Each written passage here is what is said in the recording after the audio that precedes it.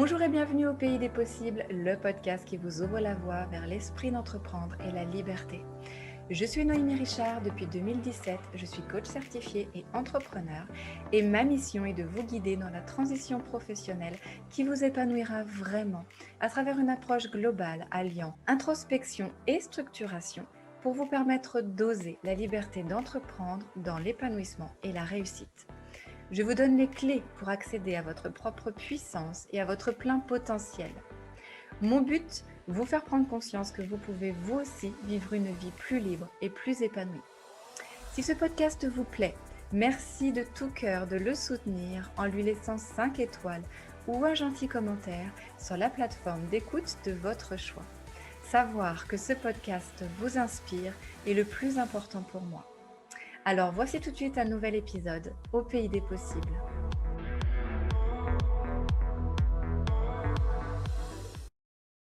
Bonjour à tous, j'espère que vous allez bien. Je suis très heureuse de vous retrouver pour ce tout nouveau podcast où on va aborder la question de savoir comment bien se préparer quand on souhaite se lancer à son compte. Alors ce qui est sûr, c'est qu'un projet bien préparé en vaut deux et que donc quoi qu'il en soit, c'est toujours préférable de se préparer quand même un peu avant de se lancer, de décider de rompre une vie de salarié par exemple pour rejoindre une vie d'entrepreneur. Pourquoi c'est mieux de se préparer? Parce que vraiment, tout le mode de penser sa vie professionnelle va être différent. Les codes seront différents, les réflexes vont être différents, les relations à vos partenaires de travail vont être différentes, votre relation à l'argent va être différente. Il y a tout un tas de choses, en fait, c'est vraiment deux mondes, même si ça reste dans le monde du travail, c'est quand même deux mondes assez parallèles où les codes et les mœurs sont différentes. Donc c'est important d'être bien préparé pour plonger dans ce nouveau monde le plus sereinement possible. Après, je ne suis pas en train de dire qu'il faut absolument se préparer. Ça veut dire que si vous n'avez pas envie de vous préparer, vous dites, allez, moi, je fais le grand saut et puis je verrai bien après ce que ça va donner, c'est aussi tout à fait possible et rien ne vaut l'expérience dans tous les cas. Donc, bien évidemment qu'on va se construire à travers son expérience. Maintenant, quand on a des peurs, des blocages, des freins qui nous freinent justement un petit peu dans l'avancée de notre projet de transition, eh bien le fait de se préparer va venir rassurer ces peurs, ces freins, ces blocages et donc nous permettre d'oser franchir des étapes qu'on n'arrivait pas à franchir tant qu'on n'avait pas posé un petit peu tranquillement les choses. Donc, effectivement, décider de préparer un projet de transition pour aller vers l'entrepreneuriat reste pour moi une bonne idée. Alors après, comment se préparer? Ça veut dire quoi se préparer quand on veut se lancer à son compte? Alors si vous allez voir des institutions ou même sur internet, etc., on va surtout vous dire, il faut faire une étude de marché, un business plan, vous assurer que c'est viable économiquement, que vous avez un marché, etc. Alors certes, c'est important, c'est même primordial que l'activité dans laquelle vous allez vous lancer vous permette d'en vivre financièrement et donc soit suffisamment génératrice de valeur pour vous permettre à la fois d'assumer vos charges, mais aussi de vous générer le revenu qui vous permettra de vous sentir équilibré, épanoui et bien heureux dans cette nouvelle vie d'entrepreneur. Donc bien sûr que la partie financière, business model, business plan est importante et fait partie de la préparation. Mais j'ai envie de dire, si on fonce tête baissée dans le business plan, le business model, l'étude de marché, etc., on se coupe d'une part prioritaire qui est pour moi le point de départ le plus important lorsque l'on souhaite préparer ce projet de transition, professionnel notamment. Et quel est ce point le plus important qu'il est vraiment primordial de préparer, de cultiver, de pétrir avant de se lancer dans sa future vie d'entrepreneur? Eh bien, c'est toute la partie mentale, état d'esprit et introspection. Alors pourquoi c'est important de faire un travail sur soi avant de vraiment prendre la décision de franchir le cap, de se lancer? Pour plusieurs raisons. En fait, la première raison vraiment qui est importante, c'est important de faire un travail sur soi, d'une part pour se reconnecter à toutes ces forces, toutes ces ressources que nous avons à l'intérieur de nous-mêmes et qu'en fait nous serons capables de mobiliser à partir du moment où on en reprend conscience pour franchir un à un les étapes, une à une, les étapes qui vont être nos futures étapes de notre vie d'entrepreneur. Et j'aime à dire que la vie d'un entrepreneur n'est pas un long fleuve tranquille. Donc ça veut dire que vous allez avoir parfois des remous. En tout cas, ça ne va pas forcément toujours être des vents favorables. Et donc c'est important d'avoir les ressources internes pour être capable de transformer les épreuves en opportunités, de garder son focus, de garder sa détermination et d'aller toujours de l'avant. Et ça, c'est possible grâce à un travail sur soi que l'on aura fait au préalable. Ce que je constate aussi de par mon expérience, c'est que beaucoup de personnes qui souhaitent se lancer dans l'entrepreneuriat sortent d'une situation professionnelle salariale difficile, qui les a challengés, où ils étaient plus du tout alignés, plus du tout en accord, et où donc parfois, et presque j'ai envie de dire souvent, ça se termine pas très bien. Sur les dernières années, c'est pas très agréable, pas très porteur. Et donc, la confiance en soi, l'estime de soi, peut être effritée, affaiblie par rapport à ces expériences professionnelles qui du coup sont un petit peu plus difficiles. Et donc, on a l'impression qu'on a perdu notre force, qu'on a perdu notre capacité à aller un peu notre lion intérieur, quoi. On a perdu cette flamme où on se dit, ouais, pour moi, ça va être difficile maintenant de faire face aux épreuves ou en tout cas aux challenges qui vont se présenter. Alors, c'est important de se reconnecter à cette force intérieure avant de vous lancer dans ce projet entrepreneurial. Pourquoi c'est aussi important de faire un travail introspectif sur soi et d'état d'esprit vraiment profond sur soi-même? C'est important parce que ça va vous permettre de vous positionner sur le bon projet. Malheureusement, quand on est déjà dans l'étape étude de marché, business plan, business model, etc., ça veut dire qu'on a mentalisé un projet et qu'on peut un petit peu décider de se lancer bille en tête dans ce projet-là. Sauf que c'est important de prendre le temps de se poser pour voir, pour checker un peu tous les éléments et se dire, ok, oui, ce projet-là, il est effectivement bien fait pour moi. Maintenant, je vais aller voir si il rencontre son public. Et quand le travail introspectif, il est bien fait et il est fait dans une logique de création d'entreprise derrière, on va bien évidemment aller chercher à répondre à un besoin. Qu'est-ce qui en moi, quels sont mes talents naturels, qu'est-ce que j'ai envie de vivre, quels sont les messages que j'ai envie de transmettre, quelle est l'expérience client que j'ai envie de faire vivre, etc., etc. Mais quand on est vraiment connecté à soi-même, ça permet de se lancer dans le bon projet et bien sûr, on va se lancer dans un projet qui va répondre à un besoin aussi parce qu'on se sera positionné comme tel. Donc, le travail introspectif, il va aussi servir à vous positionner sur le bon projet et pas choisir un projet comme ça un petit peu à la volée, vous lancer et vous rendre compte au bout de quelques années qu'en fait, il y avait des gros pavés dans la mare qui ont fait que, évidemment, en fait, rétrospectivement, ça ne pouvait pas fonctionner. C'est important de pouvoir éviter ça au maximum. Et puis, le travail introspectif, il est aussi important pour une troisième raison, qui va être de révéler son authenticité, son unicité. Ça veut dire que le fait de travailler sur soi-même, de se reconnecter à soi, à notre vision, à notre pourquoi, à ce qui nous anime quand on est à notre optimum naturel, à ce qui fait de nous la personne que nous sommes en fait. Le fait de se reconnecter à ça va vous permettre de l'exprimer demain de manière très claire, très cohérente, très assumée et donc très authentique. Et le fait d'être authentique va vous permettre de capter certainement le cœur de vos clients ou de vos prospects. Ça veut dire que vous allez aller à la rencontre de manière authentique, naturelle, sincère. Vous allez aller à la rencontre des personnes qui vont être touchées par ce que vous avez à leur transmettre, par vos valeurs, par ce qui vous anime, par euh, votre personnalité en fait, par qui vous êtes profondément. Et c'est parce que les personnes seront touchées par qui vous êtes qu'ils auront envie, quoi qu'il en soit, de venir vous rejoindre, d'entrer dans votre univers et de faire partie de l'aventure que vous proposez. Et ça vaut tous les outils marketing du monde. C'est-à-dire que les outils marketing, c'est très bien, mais s'ils ne sont pas alignés, bah, ils vont pas servir à grand-chose. Donc le fait d'avoir un outil marketing puissant, ok, mais à partir du moment où vous aurez fait le travail introspectif qui vous permettra de véritablement vous aligner. Avec l'expérience, moi je me rends vraiment compte que l'entrepreneuriat, ça m'a poussé à 3000% à me reconnecter à qui je suis. C'est-à-dire qu'à un moment donné, c'est un peu comme si on était obligé de faire tomber les masques quand on est entrepreneur pour aller vraiment toucher le cœur des clients avec lesquels on a envie de travailler aussi, tout simplement. Donc voilà, comment bien préparer son projet avant de se lancer dans l'entrepreneuriat?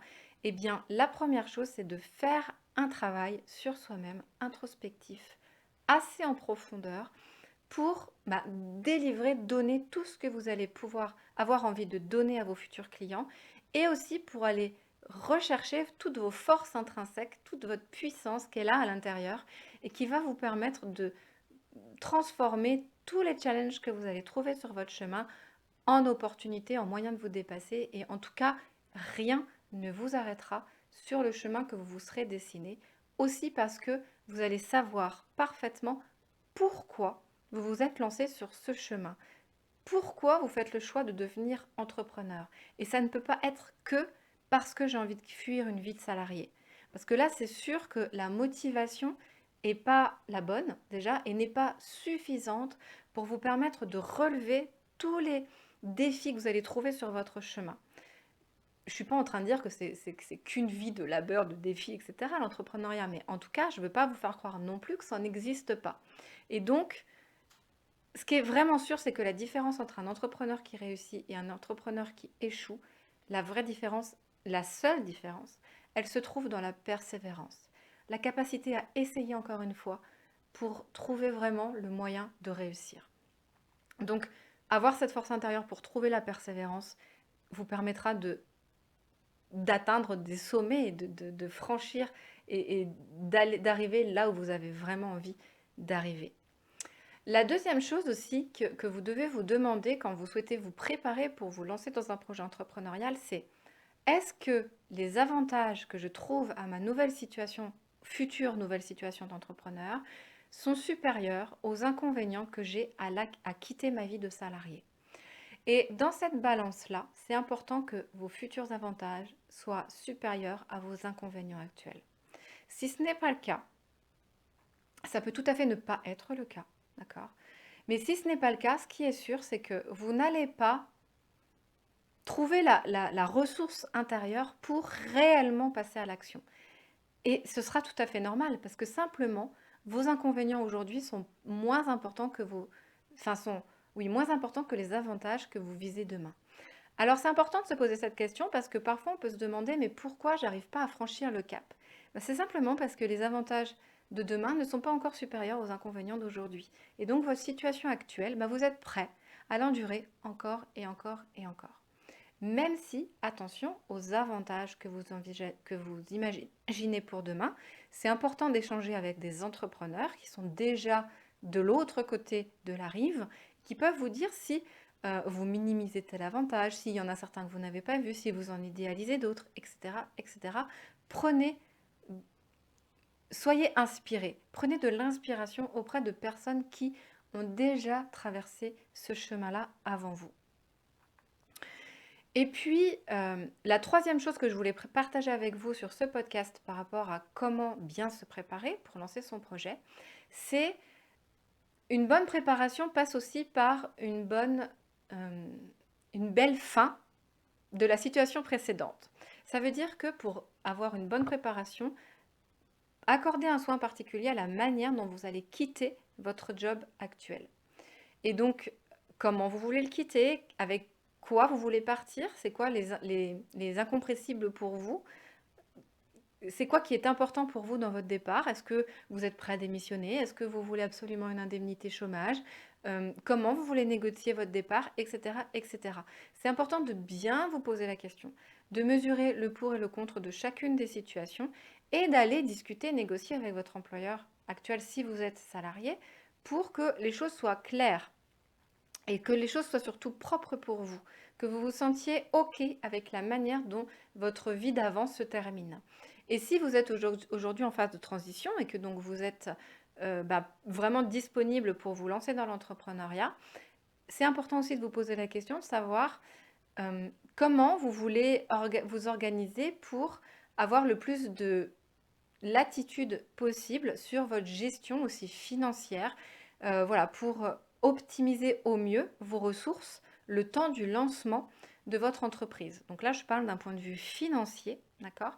Donc effectivement, ici, la question du statut, elle peut être importante pour que vous ayez la meilleure stratégie possible pour à la fois générer du capital, du chiffre d'affaires, du revenu, mais aussi vous assurer bah, de quoi pouvoir assumer de manière sereine lorsque vous n'aurez plus de filet de sécurité, par exemple, pour que cette phase de transition se déroule le plus sereinement possible et vous amène vers l'étape d'après le plus confortablement possible.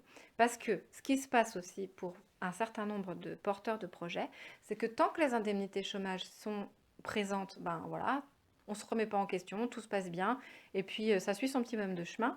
On n'a pas anticipé, et en fait, quand les indemnités chômage se terminent, eh bien on a un peu le bec dans l'eau, on n'a finalement pas les ressources qu'on pensait avoir au départ, ça s'est pas passé, on n'a pas géré financièrement en anticipant ce moment-là. Et donc, bah, on se retrouve un petit peu des fois dans des situations tendues où la question de devoir arrêter se pose.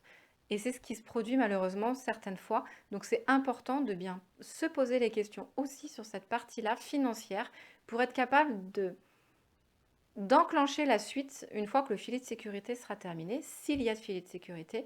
Mais dans tous les cas, voilà, c'est important de savoir comment le revenu va se générer. Et puis enfin, la dernière chose que je voudrais partager avec vous sur la manière de se préparer, et non des moindres, c'est que même si on fait la meilleure préparation du monde, ça n'enlèvera pas le fait qu'on plonge dans l'inconnu. Et donc, il va se passer des choses que l'on n'avait pas anticipées. Et l'expérience va faire l'apprentissage. Et c'est grâce à l'expérience que je vais me dire, ah, en fait, j'avais anticipé ça, j'avais prévu ça, mais ça ne se passe pas comme je l'avais imaginé, donc je vais me réajuster. Et puis, je vais me réajuster. Et puis encore, et puis encore, et puis encore. L'art d'un entrepreneur, c'est avant tout l'art de l'adaptation. Un entrepreneur doit être capable de s'adapter. Donc, même si on borde toute sa préparation, il y aura de toute façon des éléments qu'on n'avait pas anticipés, des choses imprévues pour lesquelles il va falloir qu'on s'adapte. Donc, ne cherchez pas à être dans une préparation parfaite avant de vous lancer. Mon mantra préféré, eh bien, fait est mieux que parfait. Fait est mieux que parfait. Donc, si vous avez vraiment l'envie de vous lancer, à un moment donné, vous ne serez jamais prêt à 100%. Lancez-vous, vous allez commettre des erreurs, vous allez faire des choses que vous allez regretter demain, vous allez vous améliorer et quand vous regarderez quelques années en arrière, vous vous direz, ah oui, je faisais ça au départ, mais c'est normal, on passe tous par là, c'est la courbe d'apprentissage qui veut ça, donc fait est mieux que parfait. Ne cherchez pas à être 100% préparé. Par contre, allez chercher en vous les forces nécessaires pour véritablement être capable d'assumer tous ces éléments-là et donc justement être capable de vous ajuster, de vous dire que c'est pas grave. Si ça se passe pas exactement comme j'avais prévu, je vais passer à une autre stratégie, etc. Donc ça, c'est une fois qu'on a ces ressources-là, ça vaut de l'or, mais vraiment un pesant d'or. Tout ça, bien évidemment, encore une fois, c'est des choses que l'on aborde en détail dans le programme de l'Éden des bâtisseurs pour que vous alliez vous reconnecter à toutes ces forces intérieures, pour que vous vous prépariez à votre transition financière, pour que vous construisiez le projet qui va être viable aussi et qui va trouver son public, mais toujours, toujours, toujours un projet qui vous corresponde et qui fait que vous vous épanouirez, parce que c'est en vous épanouissant que vous donnerez le meilleur de vous-même à vos futurs clients. Voilà, j'espère que ces éléments vous auront apporté de l'eau à votre moulin encore une fois. Et puis, bah écoutez, moi, j'ai pris beaucoup de plaisir à vous enregistrer ce podcast. Je vous retrouve la semaine prochaine pour un nouveau numéro. Je vous souhaite une merveilleuse semaine et je vous dis à très vite. Ciao, ciao!